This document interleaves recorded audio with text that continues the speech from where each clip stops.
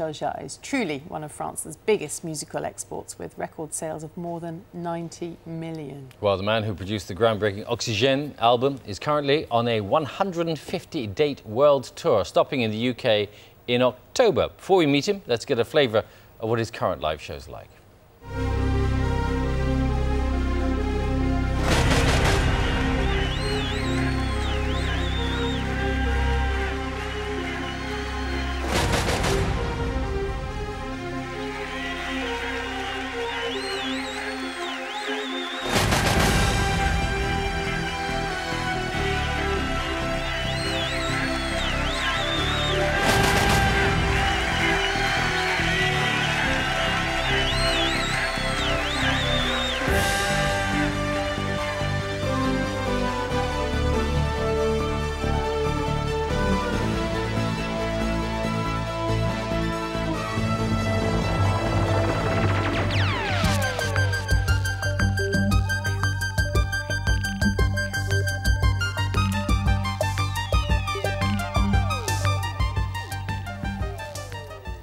Absolutely fantastic to see and hear that, and it's a great pleasure to meet you. I was just saying to you that I remember listening to you when I was in my bedroom, way back when, to your first albums, and it's just such an exciting sound. It was so new at the time, and it still seems really new. But how did it all come about, really? That first idea for the sound and the light. Actually, yeah, I really started in electronic music, studying at the Music Research Center, quite a serious school in Paris, and where for the first time we were considering music not only in terms of notes and solfeggio, but really in terms of sounds. And that actually opened an whole new way of thinking, which is now used by almost everyone, and including DJs and all that. But your shows are so much bigger, and huge audiences, huge outdoor stages, and the organisation that goes into producing the light must be extraordinary. Yeah, actually, I always thought that you have to, in a sense, I mean, if somebody, particularly these days where you can listen to music everywhere, yeah. If you are paying a ticket to go and see somebody, you have to people have visual expectations, and particularly in electronic music, where sitting behind your laptop for 2 hours is not the most sexy thing in the world. So I thought about how to visualize and to stage the music I wanted to play and present on stage. And actually, for this current tour, I really decided to do probably my first really world tour. I mean, going all over the planet, and to try to put the magic of outdoor concert into more controlled space, to share probably also the music being really played live on fantastic electronic instruments, part of the mythology or the legend of electronic music, but also to share also this kind of total immersion with the people and with the audience in a different proximity situation, okay, where you don't have to confront rain or wind all the time. And you enjoy the touring still? Yeah, very much so. It's a kind of, funnily enough, it's kind of a new experience for me, because as you know, I get used to one-off concerts and doing a tour where I can really not being frustrated by considering my work as the concert is the premiere and the last concert at the same time, which is one-offs.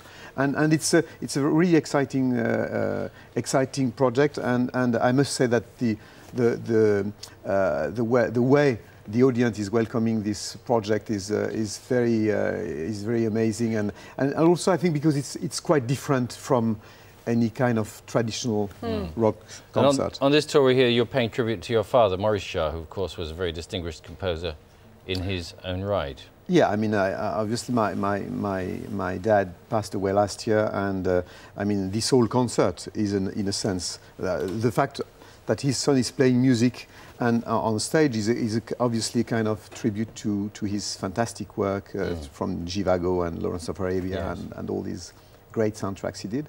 But actually, beyond that, I mean, it's also, I would say, a celebration of the planet, because I've always been involved since Oxygen with ecology and with environment, and also a tribute to this concert is called 2010, and it's also a tribute to my friend Arthur C. Clarke. So Arthur C. Clarke. I mean, I think it's time also to restore maybe a more dynamic vision of our future. It's like now 2000 is behind us, and it's a little bit like if we lost somewhere a kind of vision, of poetic vision of the future. So this concert is also a kind of celebration of that at the same time. And I must say that I'm really thrilled to play UK. These 6 dates in UK and Ireland, and it's a real pleasure to present this new show. It's Glasgow and Dublin and Manchester. And Make sure London, you get them all in. Yeah. Cardiff. It's 150 dates on the tour. Is there anywhere on the planet that you haven't been to play music now?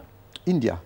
Really? Yeah, it's one of my dream. I mean, to play, and I think next year it's going to be the case. But I love this country, and I've been, as you probably know, a lot in China and in other parts of Eastern countries, but not in India yet. China initially welcomed you with more open arms than other musicians because there were no words to offend anybody, so it was just the music. Is that true? I read that somewhere. What do you mean by that? But there were no lyrics to the music because the Chinese government looks very closely at what musicians are saying in their songs. Yes, yes and no, because also technology and new technology, they were a bit afraid of that. But actually, yes, it's.